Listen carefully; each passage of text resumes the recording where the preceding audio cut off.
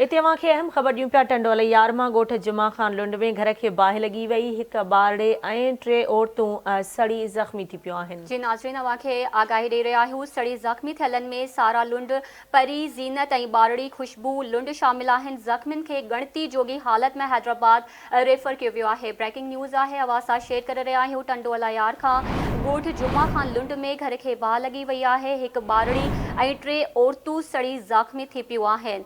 सड़ी ज़ख़्मी थियलनि में सारा लुंड, परी, ज़ीनत ऐं ॿारड़ी खुशबू लुंड शामिल आहिनि। ज़ख़्मियुनि खे गणती जोगी हालत में हैदराबाद रेफर कियो वियो आहे। तफ़सील मालूम कंदासीं। टंडोला यारमा आवाज़ जो रिपोर्टर ग़ुलाम रसूल लुंडियो असां सां लाइन ते मौजूदु आहे। जी ग़ुलाम रसूल, कहिड़ा तफ़सील आहिनि, आगाह कजो। जी बिल्कुल, टंडोला यार वेझो ॻोठ जुमा ख़ान लुंड में ओचितो घर के बाहि लगी वई। बाहि सबबु आहे एक ॿारड़ी ऐं 3 औरतूं सड़ी ज़ख़्मी थियूं आहिनि।